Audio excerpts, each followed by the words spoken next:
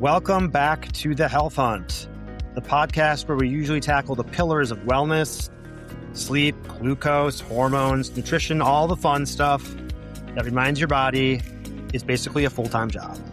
But today, I'm taking a little detour because we need to talk about a nerve that quietly runs your entire life behind the scenes.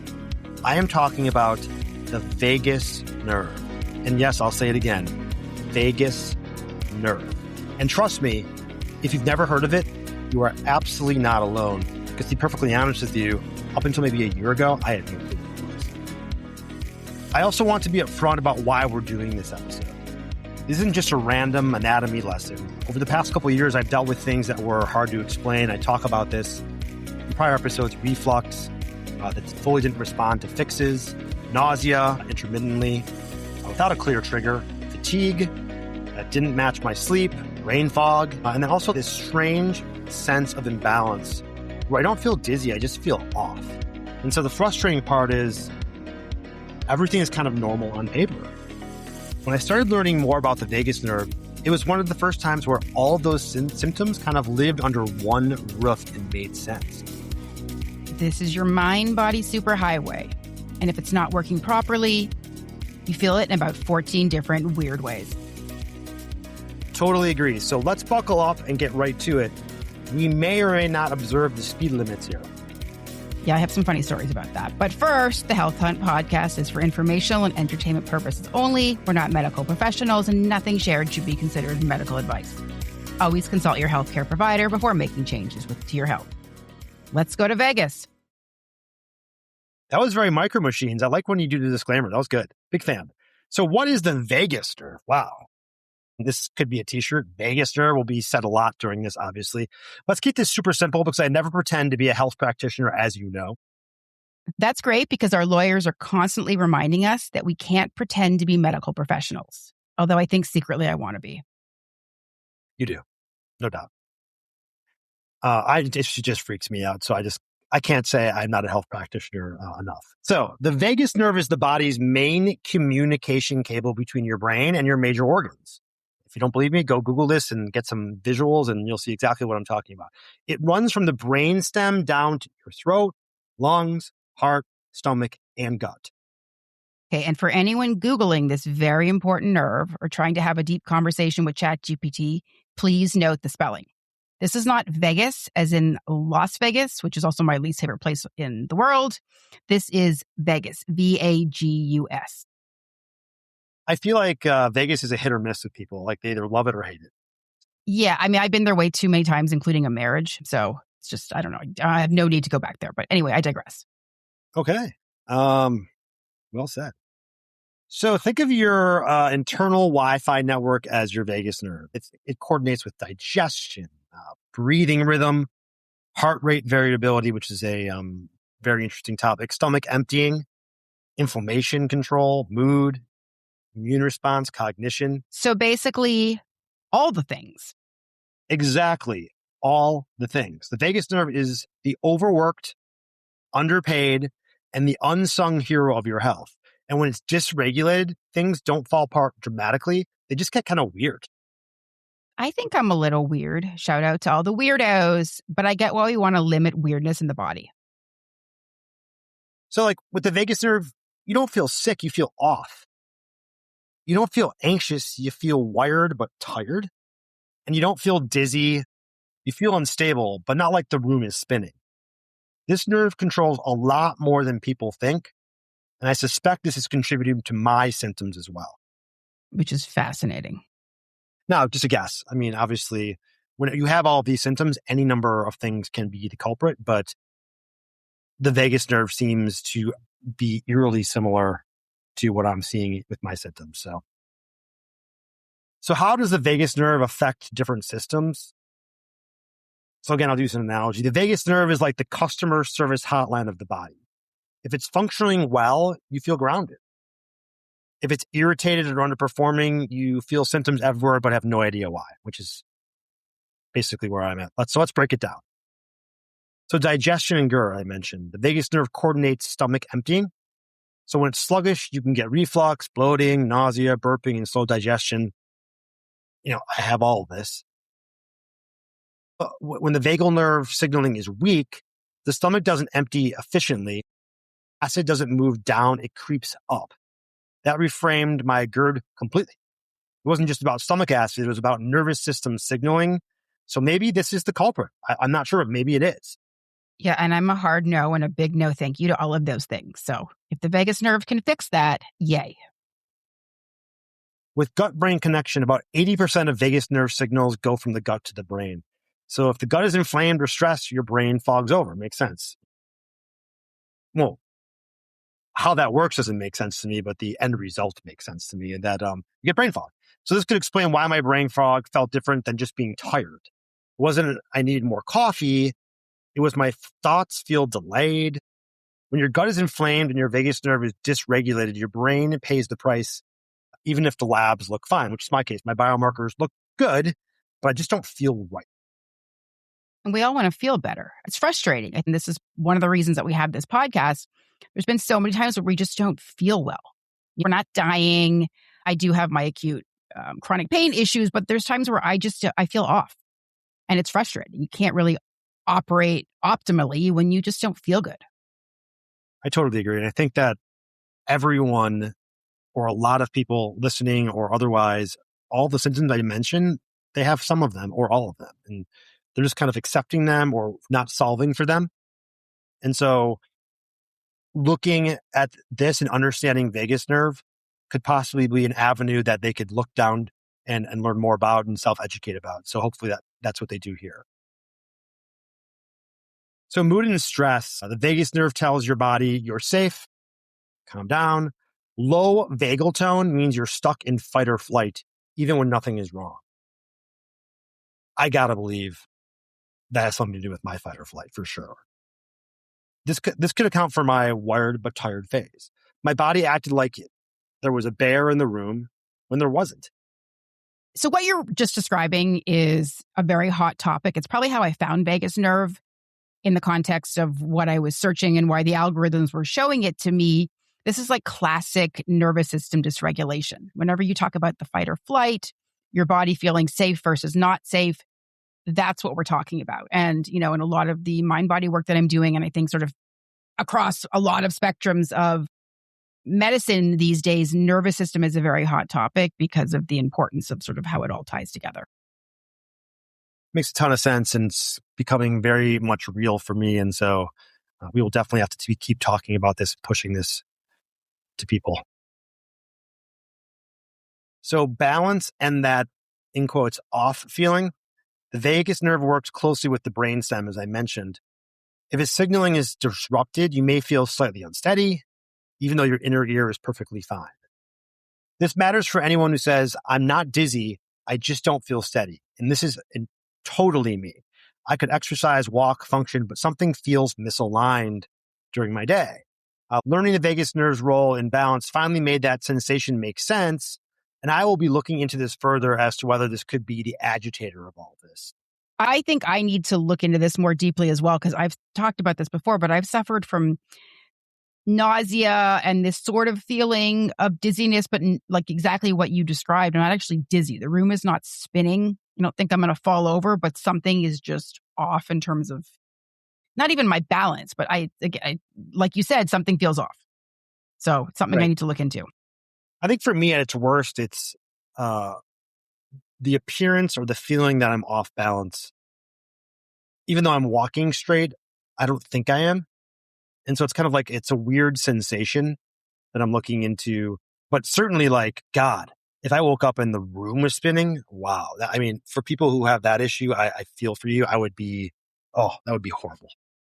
Yeah, that's only happened on some really bad drinking nights, ideally, but. There you go. I think we've talked, Sandy, before about your favorite drink. Did we talk about that? Tequila? I'm sure we have. We're both tequilas. I had, on Friday, I had Lalo tequila. Have you had that? No, but I'm always looking for new tequilas to try. Supposedly it's organic. I don't even know what that means. Like you're drinking alcohol. It's like I know. It's the better version of something terrible. I don't know. Well, here's alcohol. It's organic and has 2 ingredients. Like, well, it's still, freaking alcohol.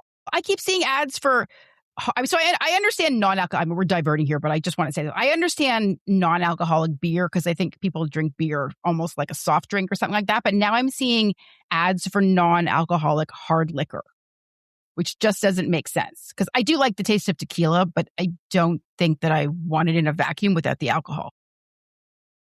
That is interesting coming from a guy who is, so if I don't drink very much, but when I do, I'm usually like a pineapple high noon if the place has it. And maybe a tequila there, but non-alcoholic alcohol. I mean, I don't drink alcohol for taste, so I just don't understand how that works. Yeah, it was like non-alcoholic vodka and bourbon, I think, is what I saw. Wow. Okay. Well, I'm curious to see anyone's thoughts on this. This is a full digression, but it's been something on my mind recently, so thought I'd throw that out there. That was not an overshare. That was a good share. Thank you for that. Okay, you're welcome. Getting back on track, inflammation and immunity. The vagus nerve literally turns inflammatory pathways up or down. Yeah. And so as I kind of mentioned, I think this is where I got into the world of vagus nerve because obviously with chronic pain and the rheumatoid arthritis diagnosis, inflammation, and also immunity from a lot of the medications I'd ever been on is sort of a prevalent topic for me. So probably as I was getting into nervous system dysregulation and what might be causing it, that's where vagus nerve sort of popped up into my social media algorithms. So for metabolic function, the vagus nerve influences blood sugar regulation. I mean, this is just a heavy hitting nerve with a lot of jobs. Yeah, it's like it's all the things. It's working overtime. So I went through the list of how the vagus nerve affects different systems. But let's talk about how these symptoms connect. And here's where this gets kind of personal. I've dealt with, again, I sound like a broken record, but I have to emphasize this. I've dealt with imbalance, GERD, nausea, fatigue, brain fog, and that vague, I don't feel right sensation. So when I started again learning about the vagus nerve, it aligned with all of these symptoms. And I can't say this enough. Yeah. And for anyone who's been listening since the beginning, first of all, thank you. And secondly, you'll have heard Dan discuss these symptoms before. But for anyone new here, welcome.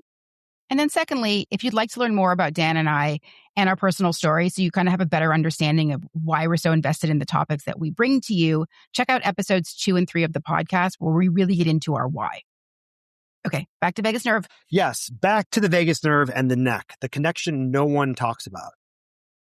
Here's something traditional medicine rarely explains, but it absolutely matters. Your neck can influence your vagus nerve.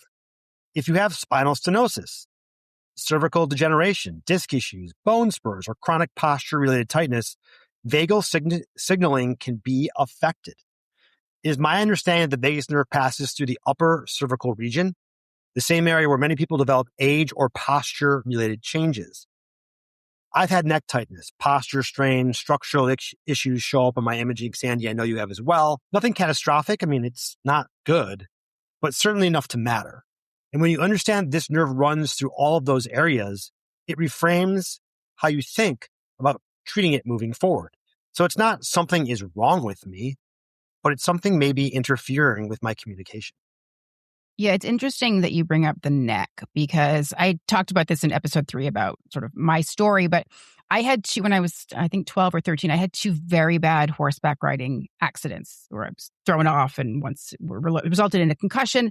And I had a series of all kinds of weird ailments after that. And so at some point, my father had taken me to a chiropractor and I was getting regular adjustments and I was just having a lot of issues with all sorts of things, but the neck was one of them. I think then I started sleeping on a special neck pillow and it was just a really prevalent thing. And obviously back then, I didn't know anything about the vagus nerve.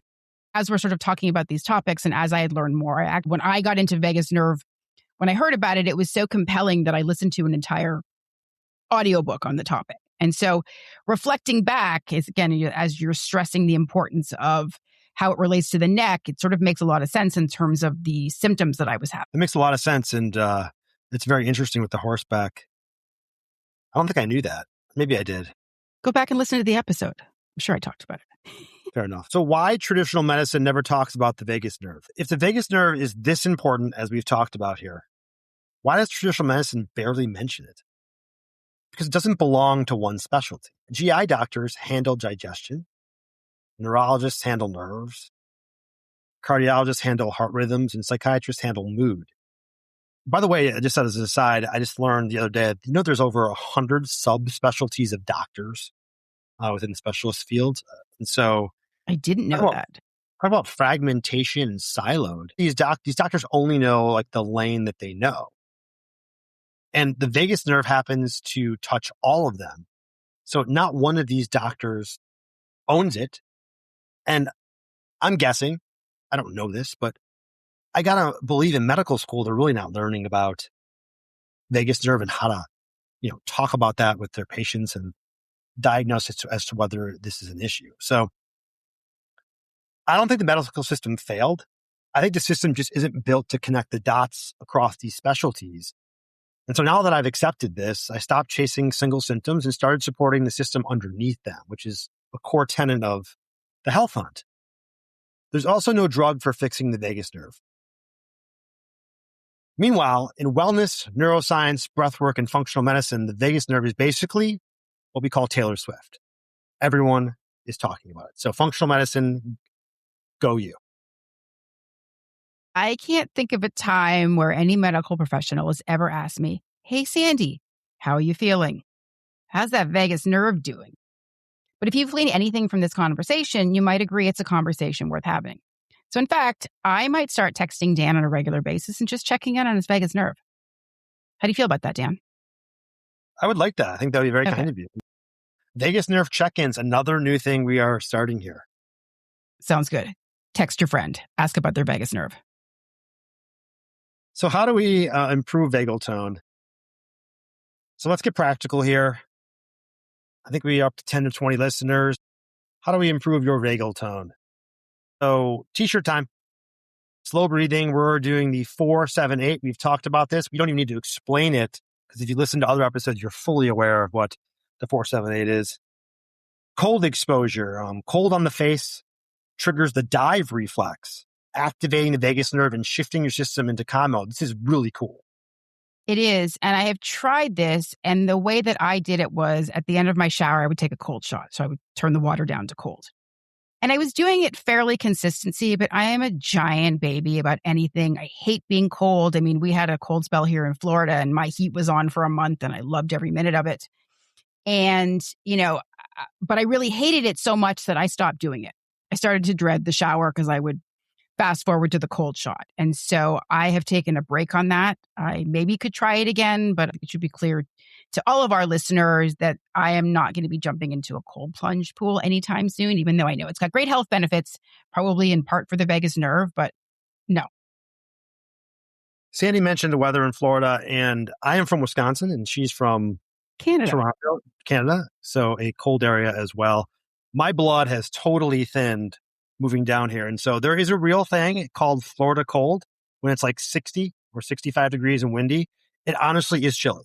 I can't explain why it's as cold as like 35 in Wisconsin where I grew up, but it's cold. And so I just wanted to point that out that if anyone doesn't live in Florida, come down here when it's 60 and windy and you'll understand what I'm talking I mean, it's 72 is like my benchmark, but yeah. about. Oh, okay. I know. I always say that Canadian me is very embarrassed to Florida me, but that's where we're at these days. So if 72 is the benchmark, if it's like 90 in the summer, are you complaining or are you like jamming with that?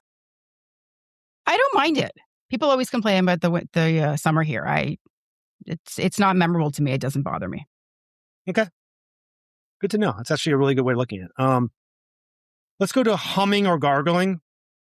Sounds, looks, feels ridiculous, but I am told anecdotally that it works. And I've tried this because it's pretty low-hanging fruit. No cold shot. It's pretty easy to hum for a couple minutes. And same thing, I've heard that it's a very useful technique. Another is walking after meals. This is useful in so many different ways for your health. Simple, free, effective. And if you've listened to our recent episodes on glucose, and most notably the episode, I think it's number 16, where we discussed our continuous glucose monitor CGM experiments, you'll know or you'll learn that going for a walk after meals also gives you bonus points with your CGM because it helps stabilize your glucose. So you're getting those bonus points, regulated glucose, and maybe some vagus nerve stimulation.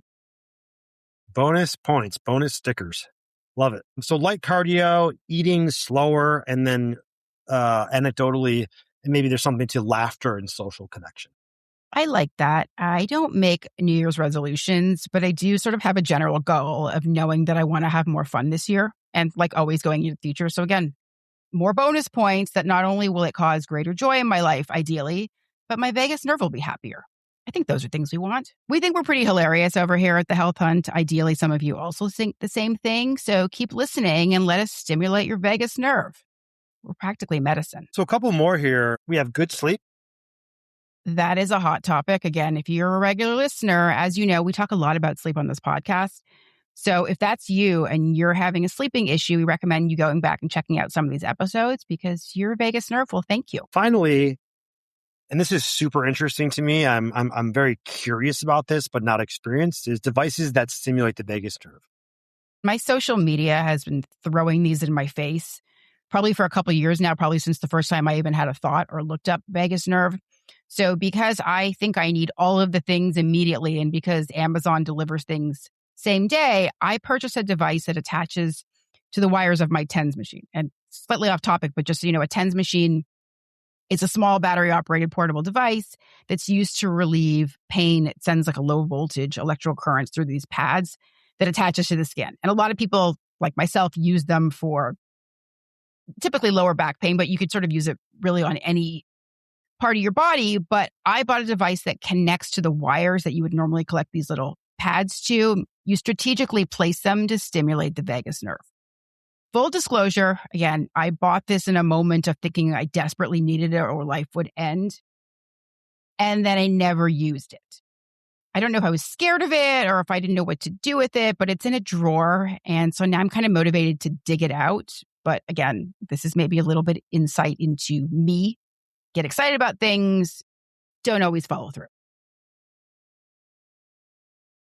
If you've ever, or if you're going to search for vagus nerve, on X or Instagram, or I just want to give you a disclaimer or a warning that you're probably going to get ads from Pulsetto and Trivago. These are also devices that stimulate the vagus nerve. Again, I haven't used these. I would love for people to reach out to us, and if they have, I want to learn more. But they have a very robust marketing platform, and it is all over my socials. And I think this topic is interesting because when you think about those devices or sort of any of the things that we're talking about, this is another one of those things that, we talked about with supplements. It's probably difficult to know if it's working. If you hum once a day or 5 times a day, are you going to immediately feel better and go, oh yeah, my vagus nerve needed to be strengthened? So it's an interesting topic because it's so prevalent and it affects so many parts of the body. But I think, again, and that's why I'm kind of mentioning this in terms of like cautioning you with devices. I'm curious about, do people immediately feel better? I'm sure the ads will tell you they do. I'm obviously a little bit skeptical about that, but I think it's interesting to see really how doing any of these things would actually affect how you're feeling. So here's the big takeaway. When your vagus nerve isn't supported, your body whispers for its screams. I don't think I am broken. I certainly know I'm not imagining these symptoms, but I'm dealing with a system that needs regulation, not force. And so this is a work in progress for me. I'm excited to see, to dive more into this. And I do have to say, I thought of this as we were on the podcast. It's a cheesy line. I don't know if it makes sense, but it sounds really good. And so I'm going to say it anyways. What happens in Vegas should not stay in Vegas. VAGUS. Yeah, again, I had to get divorced in Florida. But anyway. Okay. If this resonated, share this with someone who often says, I don't feel right, but I can't explain it. The vagus nerve might be the missing piece. And don't forget to follow, rate, and review. It's truly what helps others find us. We're here to make health simple, relatable, and even a little bit more fun. See you next week on The Health Hunt.